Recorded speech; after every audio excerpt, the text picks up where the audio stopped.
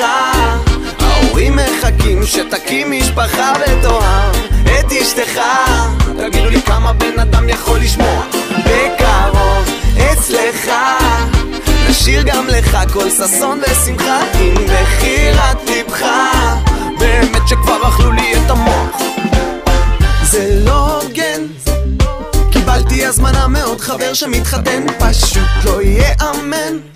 אחרי אחי ואחותי וגם הבת של השכן, אז תגיד למלצרית שתפרגן בעוד מנה, ותן את המיקרופון ליד, אני מרים את השכונה. ממיומן בלהושיב את המילים על המנגינה, לא פלא שאני תמיד הכי שיקור בחתונה. כי יש לי איזה 4,953 קרובי משפחה, טפו טפו טפו, ואף אחד מהם לא מפספס אף הזדמנות להגיד לי בכל אירוע בקרוב אצלך. ההורים מחכים שתקים משפחה ותאהב את אשתך. תגידו לי כמה בן אדם יכול לשמוע בקרוב אצלך. נשאיר גם לך כל ששון ושמחה עם בחירת ליבך.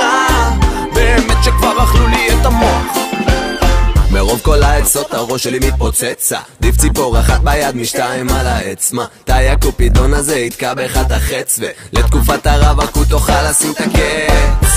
אני לא יודע כמה זמן עוד אצטרך לחכות. אתם אומרים שלכל סיר יש מכסה, אז תתחילו להסיר דאגות. כשהם שואלים אותי למה אני לא חושב על העתיד, אני מת להתחתן ולעשות לך בן, רק בשביל שהם יפסיקו להגיד בקרוב אצלך. ההורים מחכים שתקים משפחה ותאהב את אשתך. תגידו לי כמה בן אדם יכול לשמוע בקרוב אצלך. נשאיר גם לך כל ששון ושמחה עם בחירת ליבך. באמת שכבר אכלו לי את המוח.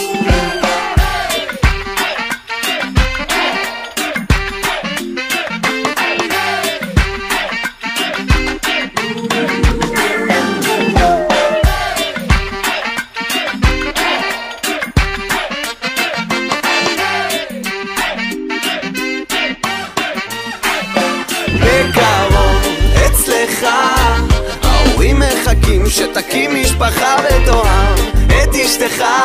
תגידו לי כמה בן אדם יכול לשמוע בקרוב אצלך.